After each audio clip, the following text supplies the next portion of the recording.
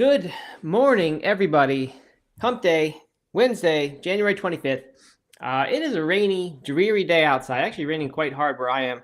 I know we like some of us like the real weather reports that are not our metaphorical weather report. So that's mine. Just lots of rain. I imagine Doug's going to be no different than I am right now as far as weather goes, but we will bring him on now and we will find out. Come on up, Doug. Hop up on stage with us. There he is. Okay. He's doing finger aerobics. It's called Magic Fingers. Is that what that's called? Oh, yeah. Okay. That was always in third grade, we did that a lot. It was like our warm-up exercise to get your brain nerves and things firing. Yeah. Coordination Can you do exercise. Yeah, I can do it. I'm not going to. I'm not going to make a fool of myself on the internet. I don't think you can do it. I think that's too slow. Nope. That's pretty easy, Doug. Pretty lame. Magic fingers, man. You know, my dad grew up doing that all the time to me. Oh yeah. Okay. Good. All right. Well, I like it. Let's see. How's the weather there, Doug? Is it very rainy where you are? For some reason, I don't think you actually like it. It is rainy. It's been dumping rain. It's a nasty. It's one of those days that's like 38 degrees and rainy, which is my least favorite type of winter day.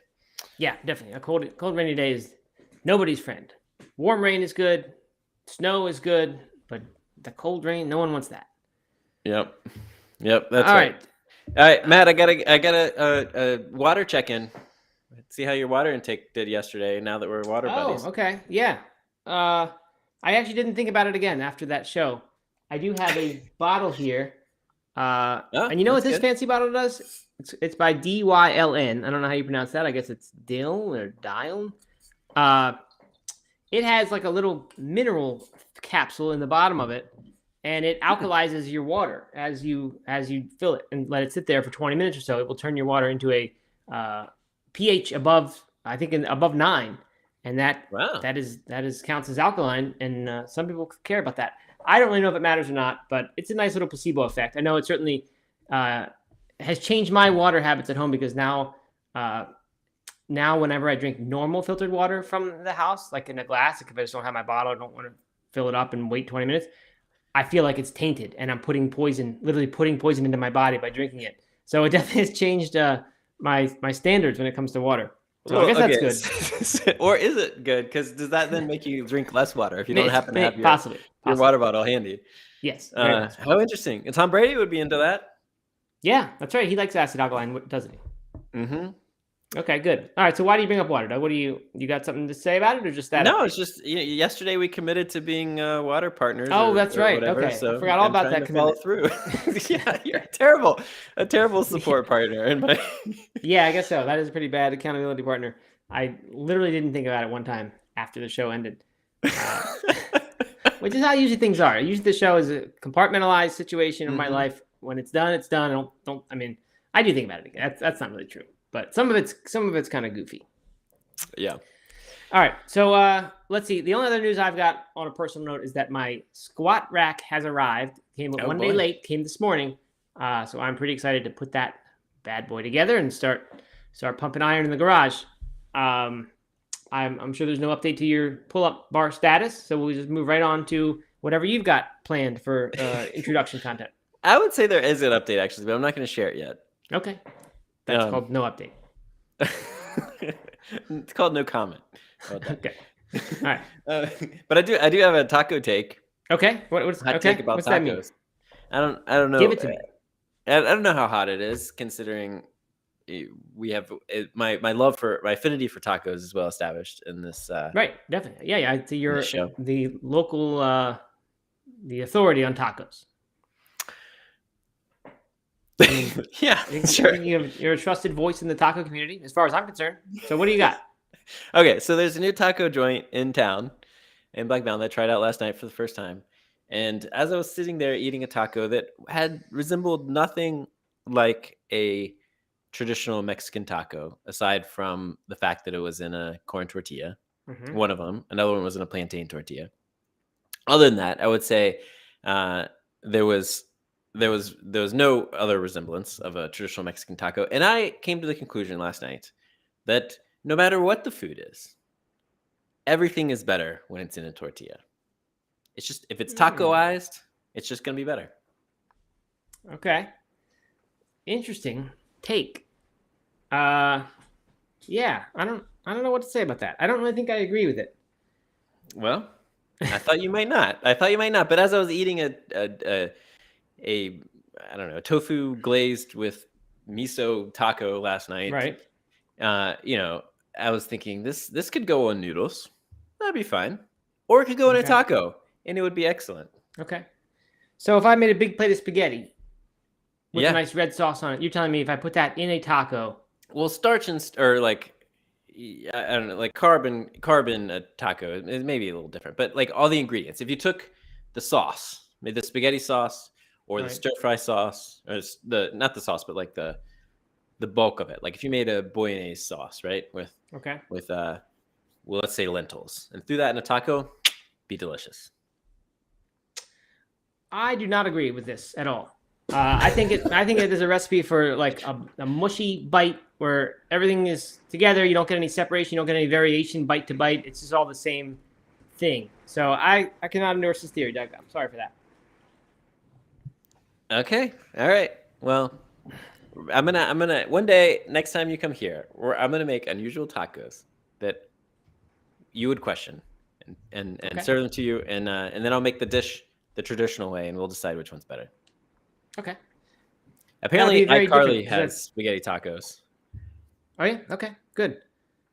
Yeah. Well, that'd be great to go to your house and for a change have something wrapped up, some sort of Mexican food. So I'm looking forward to that.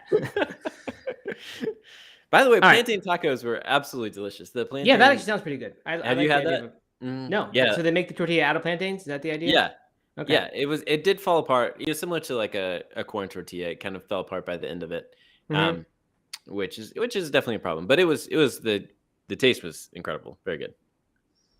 Yeah. Okay. Good. Well, I have seen iCarly. I don't remember the spaghetti tacos part. My kids have definitely watched plenty of iCarly. When you said that, it broke up for a second, Doug, the first time, and I thought you were talking about Carly from Plant U, and that she had Oh, them. no. And I wouldn't be that surprised if she did something like that. She sometimes does some food combining and things that would be interesting. Mr. Jeffrey feels that way about wraps, and I actually agree with this one. To me, if you're going to eat a salad or take a salad for lunch or have a salad at lunchtime, if you make it into a wrap, it's suddenly pretty good. Like it's not. Salad's always good, but somehow when you put it in a wrap, it seems like almost a gourmet kind of lunch treat to get that. Mm-hmm. So I kind of get it a little bit, but yeah, I don't know. Did not fully agree. All right. Well, that's the take. Okay.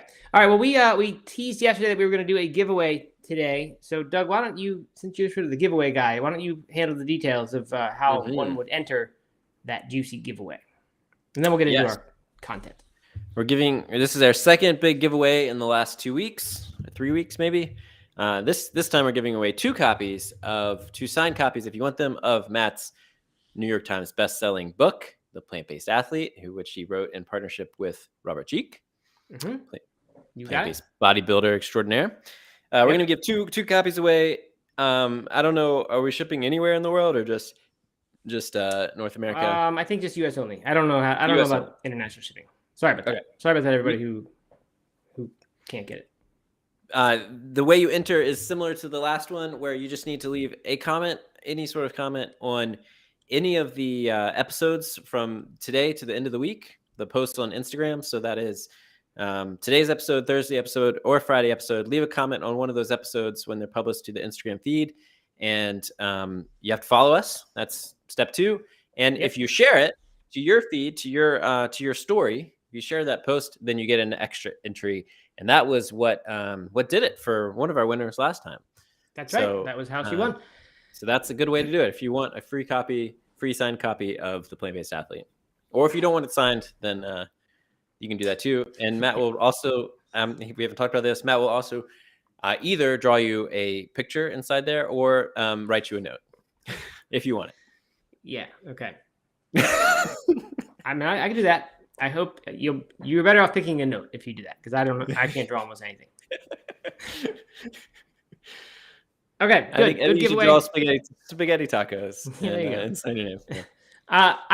So I feel bad about Canada, Mexico. I don't like that. Those seem pretty close to us geographically. So it seems like we should be able to get a book there. Does that cost a lot more money, Doug? Do you know, to ship to those countries?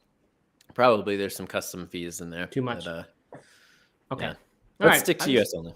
Okay. I don't like to exclude. We have some MVP audience members who are Canadian, so I hate to exclude them. But Mr. Jeffrey right. says previous winners excluded, so that's another way of looking at it. You Mhm. cannot win if you've won the previous giveaway. But you can win extra points in our heart if you continue to enter anyway with comments Definitely. and shares. Absolutely. Okay, good. Well, let's jump into the weather report today. Doug, I gave you the real weather report, which was that it is rainy and cloudy and not very nice on this hump day. There's actually not a whole lot of news today, believe it or not, even for the weather report, which the standards are pretty low for that news. So I'm hopping over to the Amazon vegan cooking category and reporting the top 5. No real big changes except for one in the 5 spots. We'll get there in a minute. Plant You, Carly, friend of the show, in theory, friend of me personally, but not yet on the show. Her Plant You book remains number 1. Seems to be just usurpable right now.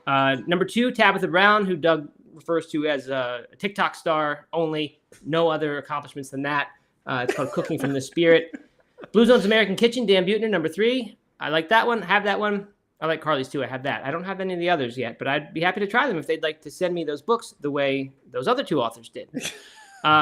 Number 4, Pinky Cole, Eat Plants, B asterisk TCH. You know, I love those kind of catchy titles.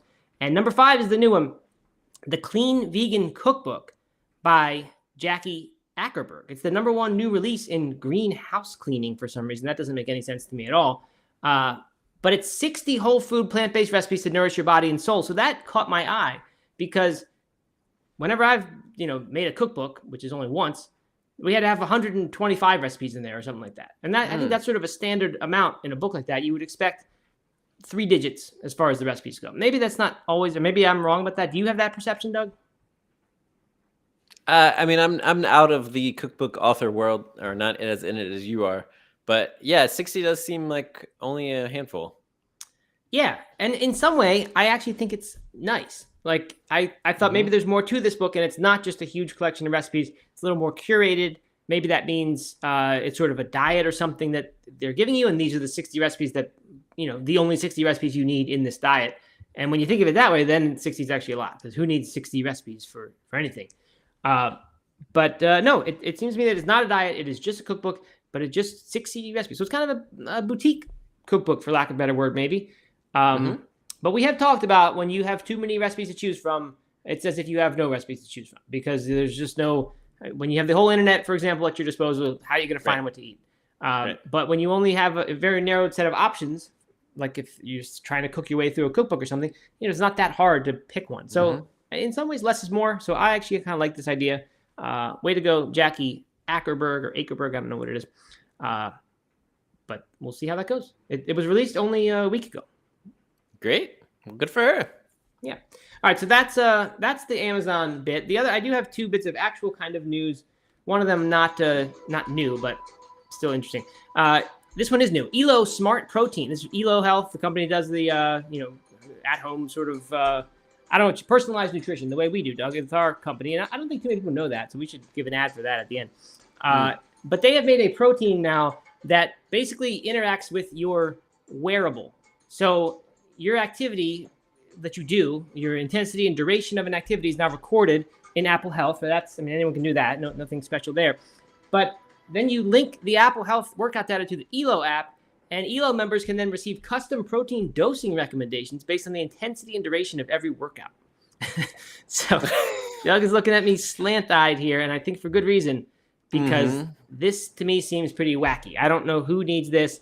I would argue that you will be less healthy if you adjust your protein dosage after each workout rather than just every day have whatever the same basic amount, and less mentally healthy as well. So I think this is a terrible idea. Any thoughts there, Doug? Yeah, I agree. I think that this type of granularity may be good for an elite level athlete that is looking for maximize recovery or something like that, or muscle gain.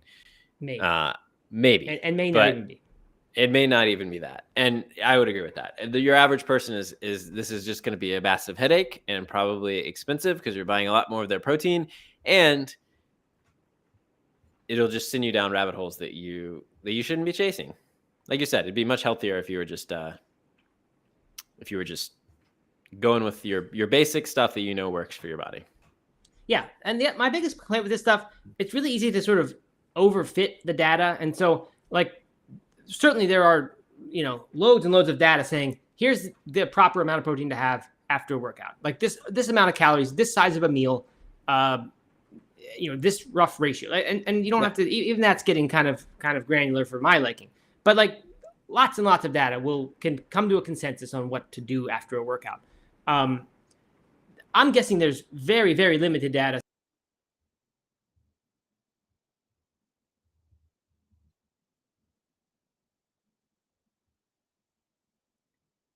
Hey, Matt, sorry to interrupt. You just left the studio.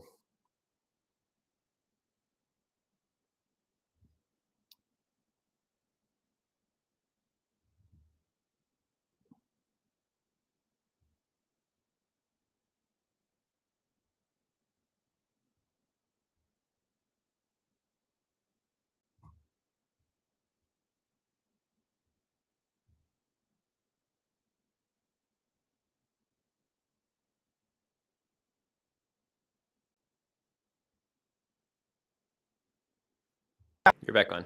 Okay. And it's still, yeah, good. So recording. Okay, great. So anyway, I'll repeat that. There's lots of data that would come to a consensus and say this is the proper amount of weight to fuel after a workout. Years and years worth of studies and things that can agree or disagree, but at least we have something. One person probably took an Excel sheet and did a little linear regression and said, yeah, I'm going to figure out if your workout intensity goes down by this percent or this duration, then we're going to reduce your Y by this amount. And I'm guessing they don't even have data suggesting that or that would say this is better. It's just sort of a little math adjustment. Maybe I'm underestimating what they do over there. I don't mean to bash Elo Health. I don't know anything about them really, but in general, I feel like we try to overfit things too much, and we base something on very, very little amounts of data rather than what is known over years and years to be true. Right. So that's a big concern of mine with something like this. Yeah, 100% agree. And just the accuracy of these wearables is very questionable. And I know some of them are better than others. But my Apple Watch, good example. When I was wearing the Apple Watch, anytime I would have band practice and would play the drums, I would get like 50,000 steps because it was reading each beat as each downstroke as like a step. Mm-hmm. And it just like completely messed the whole thing up. So like if I was trying to follow that data to eat to determine what I should eat, like it would be totally wacky. And then the next day would be wacky because your recovery would be, assuming that it's sophisticated enough to like think about recovery later on and all that kind of stuff. Totally, I don't know. Just doesn't work. There are some others, like a Whoop band. We wore those for a little while for a podcast sponsor, and I thought that they were more accurate and kind of provided a little bit more data. But it's still like it doesn't look at the big picture necessarily. It doesn't look at exactly the stress level of your activity, and because it can't know how much weight you're lifting unless you're putting in that data on your own, or how I don't know. It's just no, but it would know how your heart rate responds though, and it's basing it off of. That's true. Thing, Yep. I don't know. It just seems like this is one of those examples, and we had another episode about this too on No Main Athlete Radio about we're tracking too much. We're over analyzing ourselves way too much, and it's bad for your mental health. It can be bad for your mental health, but it can be bad for your physical health because you're making these adjustments and making these changes that are not necessarily based on science and not based on what your body is telling you, but what your watch is telling you. Very nice, Doug. Good rant. If I didn't know any better, I would suspect that you worked for a supplement company that considered themselves competitive, sold their own protein powder, and felt a little bit threatened by this development. But I do know better, of course, that that's not true. So we'll move on to the next item. This is from the Beat. No, it is true. I don't want anybody. that is very true. We know you don't feel threatened. The part no, not at all. Not at all. No, these are. You get so scared when I say something that someone might say that's false, that's a bad recommendation, or when I jokingly say, yes, this is Look. medical advice, we are doctors, you should listen to this thing. It makes you panic. It does. I hate it when you do that. Well, we are doctors. Anything we say here should be taken as complete health advice. Come on. Not true. Okay, there it is. That's I wanted Doug to say. What I mean, I can't not say that it's not true. We have to say it. We're gonna get in big trouble one day when someone clips an audio. Okay. All right, moving on. This is not new. I only discovered it when I was looking at the Beat for one of our feature articles today, which I know is a little surprising given that I kind of said the Beat's quality was suffering a little bit recently. But anyway, this was from I think January 3rd. They published this, and they said that the headline that they gave was the number was shocking of the number of people who were willing to try food made by robots, and that number of people willing to try, consumers willing to try, according to the 2023 Food Bites report, is 77% who would be willing to eat the food that companies allow to be made by AI on their production lines, incorporated into their production lines to make the products taste better and optimize sustainability. What does that mean, though? I mean, isn't all of our processed food made by robots that are like mixing it and? Like, well, I think this says AI. I mean, I know the headline is robots, but I think what it means is AI because it does say AI in the actual story. I'm only including it because suddenly AI is everywhere, and it's it's all the stories. I heard one just passed the Chat GPT. Just passed the, I think Harvard Business School or Wharton Business School, one of these business school exams. Finally, they got a B on it. So, that's awesome. That $200,000 MBA degree is no longer needed. You can just use Chat, whatever, to get it.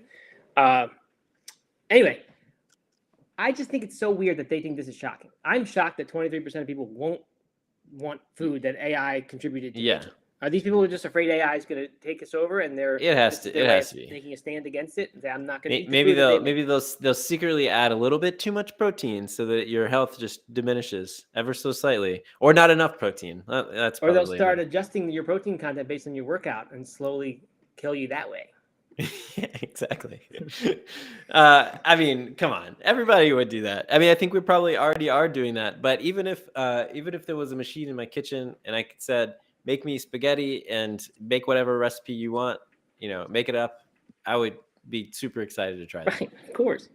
Yeah, I don't understand this. I don't understand what's shocking about it, and like I said, I am shocked that it wasn't 100% because I don't understand why you would not want that. Whatever. I get why you might not want AI driving your car, and even that to me is, once the data demonstrates that it's safer than humans, no reason to avoid that even. But whatever. What do other people think? What other people think? That. Mm-hmm. I was thinking, add this to the list of things that we say we're going to do and then maybe do, maybe don't. I think we should have a question of the day every day. We have a question we start the show with. You answer it. We talk about it. Kind of sets the tone, theme of the show. I don't know. I think it can be nice to always have some discussions coming in. Anyway, let us know what you think there about AI. Would you eat AI robot food made by them? I don't know. Whatever. Okay. So on to another article from the Beat. It's called "The Best Non-Dairy Cream Cheeses That Taste as Good as the Real Thing," and we have been talking about cream cheese on this show. It was a surprisingly popular topic among our people. Yes. We talked about, I had gotten Kite Hill. I had Violife recently. When I was visiting my mom, she had these things for me to try there, which I appreciated. Philadelphia cream cheese, of course, has been a hot topic. Their new vegan ones. So anyway, the Beat, they tested a bunch. And again, with the quality, they say that they tested 5 in their URL, and then they do list 5 that they tried, but then when they actually get down to the list, it's like 8 or 10 that they tried. So they haven't updated the article fully. I don't know what's going on over at the Beat, but I do like their little meters that they use. So if you go to thebeat.com, the BEET.com, or just Google the Beat cream cheese reviews, I'm sure you'll find it. They give you the little reviews of these little meters that rate each one according to its health and its taste. And we did this with they had an article like this on the roast, the Thanksgiving roast. Yeah. And I kind of like that little quick visual thing. And they also give you little bullets of what's not good about the cream cheese. or what is, they give you quick things. So let's just run down quickly down the list because people seem to be interested in the cream cheese. I'm good. So number one is the Daya or Daya as people call it. I think it actually is Daya, but the people call it Daya, so I'm It's fine with that. Daya. I know, but I heard them say that it was not. But we'll just whatever. We say it's Daya. You're Daya. right. So. You're right. And what people say is what it's going to be. All right, so they gave this one a 4 on taste and a 2 on health. They gave it an X on protein. Did not have high protein, so therefore not a good cream cheese. I guess protein in all foods must be sought. Must be you have to have it. Taste. They said it had no aftertaste, and that has an X, so I guess it does have an aftertaste. Anyway, that's the idea. So 4 is pretty high. Just spoiler alert there. Kite Hill vegan cream cheese, which is my personal favorite. They said it didn't really taste like cream cheese, more like a creamy hummus with the texture, and they liked it better for crackers and things. I actually really like this one. This only got a 3 on the score sheet, but a 2.5 on the health. Again, like I don't know what is to not like about the health of this. Again, they put an X through protein. It's made just from almonds, the one that I've seen at least. I don't know about this everything flavor. So I give it very high health, but they do mention that there's something called vegan enzyme in it that they don't know what that is. So I get it, but ingredient list short and clean. It's just the protein. So this is Kite Hill everything cream cheese. Does that mean it would go on everything, or is that everything bagel? No, I think it's everything seasoning, so that you're eating everything bagel. You just have a regular bagel with everything cream cheese. See, that's not fair to rate that against a plain old. It's not. You're right about that. Cream cheese. It's not at all fair. But they can only make it so long. I would have liked this better if they just stuck to all the planes and told us how the different planes compare, and then you can pick. But a good argument against that is this next one, Miyoko's sensational scallion vegan cream cheese, and they actually didn't like this one because there was an overpowering lemony flavor that kind of masked the scallions. So I guess my point is like some of these flavors are going to be executed well, and some of them aren't. It's not like let's find the best, plain cream cheese, and then we can just assume that all their flavors of that or all that brand's flavors are going to be the best, because it probably depends how you execute the different flavors. And I can imagine Miyoko's making a scallion thing that's very powerful citrus flavor. I just from their other cheeses. I have this exact cream cheese in my fridge right now. Oh yeah, okay. It is very good on crackers, and dipped like carrots and veggies dipped in it. I quite like it. I would give it they still gave it a 4 for taste. I would give it higher than that. I remember Whole Health Experience when we were talking about cream cheese before, talking about Miyoko's. I think it was their tangy flavor that she didn't like so much. Right. And that's exactly what this is. And all of Miyoko's cream cheeses have that kind of bite to it, a tangy bite. Yep. So do the spreadable soft cheeses. Some of those have that same bite. Yeah. So that's that. Then the one, I don't think we said, they get a 3 for health on that one, a 4 for taste. The 3 for health, I guess, because of the cashew base. I don't know the other ingredients in there, but it's kind of good. All right, then the Philadelphia plant-based original cream cheese. This is the big one that people are all excited about. We wondered what was so special about it. People told us we were wrong. They said it is special. We said, I don't know who this is for. Do people really care? People said, yes, you absolutely got to get to Philadelphia. Well, the Philadelphia brand comes in at a 4.5 on the taste, which is the highest one yet. And a 2 on health, again with the protein X. Every one so far has gotten the protein X, which makes one think maybe we should just remove the protein from the scoring, since it's cream cheese and we're not eating it for the protein. We're eating it just because it tastes good on a bagel. But whatever. Next is Tofuti. I've never had Tofuti. I think people have talked about it before. I think Mr. Jeffries mentioned it as a standard that maybe you can get somewhere. I forget, some common place. Trader Joe's, I think. I've gotten it at Trader Joe's before, and then which surprised me because the next one is Trader Joe's vegan ice cream, or vegan cream cheese. So, but Tofuti is definitely something I've purchased at Trader Joe's before. Okay, well, give us the breakdown. Tell us the tofu, how it's scored on the. I don't remember. I remember it being kind of similar to one that's not on the list, which is like Go Veggie. You had that one? I don't know. Probably. It looks like a very. They really need to update their design. Doesn't quite fit in with all the other ones, but not very good. Okay. Well, the Beat gives it a 2 on health, 3.5 taste. Doesn't the Foodie make those little cuties, like those ice cream sandwiches or something? I don't know. I don't know. I would think that with the tofu in their name, oh, it does have a slight tofu aftertaste. So they actually put tofu in this cream cheese. I would think it would have higher protein and just general better health. But again, no, X through the protein and another 2 on the health. So none of these, the beat does not think almost any of these are very healthy. Trader Joe's vegan cream cheese, little difference, 2 for health, X through the protein, 4 on taste though. So that's pretty good. So if you're at Trader Joe's and you're choosing between Tofutti and Trader Joe's store brand, go with the store brand because you get a half point more in taste. And that's good. All right, and then we're almost done, I hope. Treeline herb, dairy-free herb garlic stuffed French style. Treeline, you hear people talk about Treeline as if it's a very special thing. 3.5 for health. Got the check for protein on this one, and a 5 taste. And that's, they labeled this their heart conscious one. So I guess that's because it probably doesn't have much saturated fat at all. Would be my guess. Yeah, only 1 gram of saturated fat per serving. And that is the problem with some of these. I don't know about that one in particular, or sorry, which one it was, but there was another one they said had too much saturated fat. Might have been Philadelphia. Our next one, Violite. Have you had that one, by the way, Treeline? No, I've tried some sort of Treeline products a few years ago, but never got it. I don't think I've had it either. I just Googled the image of it, and I don't even know if I've seen it. All right. Well, good to know.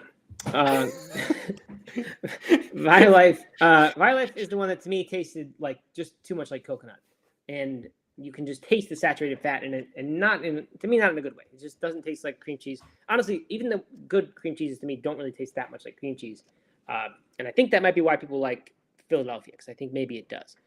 But anyway, this one, this is the Beats pick, Violife Plain. They give it a 5 on taste and 2.5 on health. Which is surprising. I would have thought that the one that got the 5 and the 3 would beat, or the 5 and 3.5 would beat the one that got the 5 and the 2.5. But no, their pick is Violife Plain, and I'm kind of surprised. Like I said, I did not really like the taste of it. I thought it was way too coconutty. But Beat's gonna do what the Beat's gonna do. Beat's gonna do what the Beat's gonna do. You can actually within this post, you can add your own rating to each of these. So if you have a favorite, you can hike up the score there. Yeah, it's an interesting little. See, does that actually affect the meter? I don't think so. I think it just shows user reviews at the bottom. It's an interesting little app they have. I don't know if they, where they got the thing. Yeah, it's cool. But it's like a little. The arrow is a beat, so they actually got a custom make. Oh yeah. So there you go. That's a counterexample to my complaints that the quality of the beat stuff recently not so good. They've got that great meter. Okay, anyway, so let's move on to something more productive than talking about cream cheese, I think. This is from Healthline, and it is January 25th is the day. I think certainly if you look hard enough, you'd find some source that tells you this exact day, January 25th, is the day people give up their New Year's resolutions the most, because it seems you can find that for any day you want after about January 14th and before February 1st. Somebody will tell you that's the day people give up. So this one says, feel like you're failing your New Year's diet resolution? Try this instead.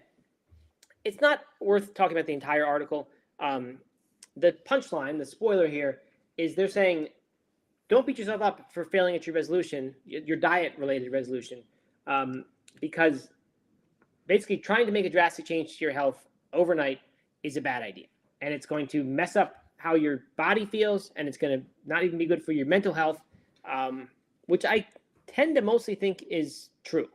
And they instead say small changes are the secret to success.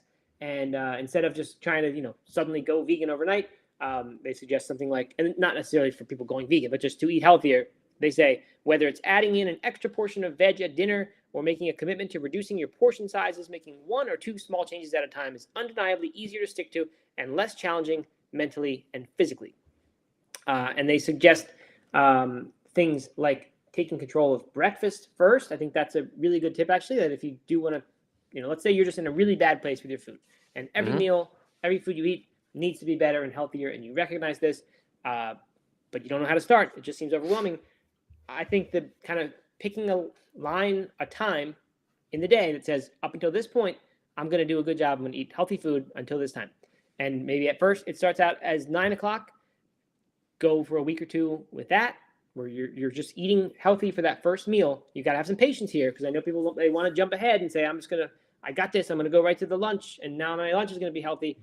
but then that also usually leads to kind of eventually perfectionism and then failing, and then you give up and you're right back where you started. So you actually need to have the patience to say, I'm only going to change how I eat through breakfast time for the first week or whatever. And then once that's done, I'm going to expand that line, let's say, to my mid-morning snack. And then after that's done, then I'm going to get lunch pretty healthy. And once you've gotten that much meat, like that's a great start. Because I really think like if you just ate healthy all the time and then your dinner was a little bit unhealthy, that's really not a bad place to be compared to just not doing well at all. So I really like this one. Doug, we have talked about in our own pasts things like being vegetarian at home, no, vegan at home, vegetarian out when you're trying to make that conversion, say, from vegetarian to vegan. Those things work. So I don't know. What do you think here, Doug? You think you like this small steps advice, or do we need a little more excitement and motivation to just go for it? Oh, I love the small steps advice. I also love the idea of a small steps advice is happening 25 days after going all in. You know, we talk a lot about the challenges being a good way to kind of jumpstart that, and then reeling it back from there, and starting almost fresh. You know, with kind of some more small steps. But you've gotten that excitement, that energy out, and you've kind of tested the waters a little bit. You know where your weaknesses are, where it's going to be harder, and you can take a step back. You can work on those, and then begin to make some progress as some more long-term progress. So I like this idea, or I love the small steps. I think this is a good approach. This would be good for anybody, whether you're coming off of a failed New Year's resolution or trying to make another big attempt. But I also don't hate the idea of kind of going big on, for January, dry January or big January or whatever, and then figuring it out from there. Yeah, right. And the danger of a small steps, you can find a perfect example in our damp January efforts, mine specifically, right? That was meant to be sort of a small step, not too hard, just a gradual, like I'm going to just drink some less in January, and then over time, hope that maybe that expands. But if there's no structure to your small steps, I usually think it's not going to work. So that's why I really think if you're going to take small steps, I think committing to something that says this is the plan and here's the gradual ramp up of the amount of healthy food that I'm eating. Like I said, you could, and it doesn't matter whether you say I'm going to go for a week at each phase before I go to the next level, or 2 weeks, whatever feels good to you. But have something that you are actually committed to, because it's just too easy to like say, well, I'm taking small steps, so therefore I have some leeway, and you just kind of slide backwards. Yeah. I'm totally with you though. I used to be such a big believer in this. First of all, I mean, when I was younger, I was all about like just go for it, massive action. And then as I got older and wiser and read more, and the habit research started coming out, and there were books about it and all that, then I became all about small steps and this gradual approach where you minimize the strain on your willpower and give the habit a time to grow, strengthen that habit before the willpower runs out. I thought that was crucial, and I still do. But what you just said, though, is really what I believe nowadays, that they kind of you can use both of these things. You can, when you're really excited and when you're feeling motivated, you can commit to something and go for it, and just say like, I'm going to start being vegan tomorrow on New Year's Day, or it doesn't have to be New Year's, whenever. I like that. But then the really crucial important part is to not say when you fail, which very likely you will fail trying that. You then don't say, okay, I guess I am not good at changing. I'm back to square one. I give up or whatever. You say, okay, that didn't work. Now I'm going to try it again. Having experienced what it's like to do it for a few days, or maybe not even that far. Now I'm going to try this other approach because that one didn't work. And hopefully you're still excited, but now you can be a little more patient because you've seen a reason to be more patient. So I think these things work well in tandem, but I can't really pick one or the other. Yeah. I agree. I'm with you. Okay. I would give my dry or damp January a rating of a 2 in as far as success. How about you? Out of what? 10. 100? Okay. Out of 10. I don't know. 4 maybe. Okay. Well, I mean, I've been some. I don't know. There's definitely some nights. My best use of damp January so far, and this is a pathetic use, really, is when I'm debating if I want another glass of wine or another beer. If ever I'm having that debate, I say the answer is have a non-alcoholic one. And I have yet to regret that decision. I'm always happy even as I'm drinking it, I'm thinking this was a much better choice than having another Mm. glass of wine right now. So it's some amount of mindfulness. It's not much. Like I said, that's pretty pathetic compared to saying, I didn't have any alcohol on 3 out of 4 nights or something. Mhm. But it's something. Yeah. All right, Doug, my Restream window is not opening at all. I think my whole computer is overloaded or something right now. All right, does it look like I'm still in the studio? Yeah, you're still in the studio, so Okay, good. All right, well, hopefully this will keep working. Mhm. All right, then that's really it. I don't think we're going to get into, again, we're punting the one that we were going to do, and I have a feeling by now we're never going to get to it. Easy dessert swaps to make your dessert healthier by Veg News. It's just not a good article. I mean, it's I don't mean it's bad. It's not a bad article. I'm fine with the article. I'm just not that interested in the topic. That's what I should say. yes. Yep. All right, good. Alrighty, well then that's it. Don't forget to leave a comment on this post, or you can leave a comment on Thursday or Friday's post. Yep. Say whatever you want. Say something nice, say something bad. But please put doctor in front of our names. Give us the proper respect, our proper titles, and say Dr. Matt Fraser and Dr. Doug Hay, nice work with this. Just I will love it if you do that. And then if you share it in your own story, you get an extra point, extra entry, and then we'll pick winners on Monday.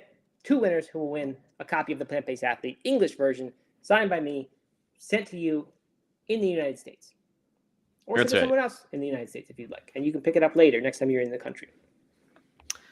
Matt, we're getting some feedback here that people want the dessert hack, so I think maybe we should leave that on the list. Okay. Fair enough. I shouldn't have tomorrow. I shouldn't have projected there. I figured nobody's interested in dessert, but that's not true. So we'll do that. You also can literally go to vegnews.com and read the article. Anyone who's particularly interested. Don't do that. Doesn't have to come through our filter. Wait till we talk about it. Okay. All right. We will talk about that tomorrow. That will be on the list for tomorrow.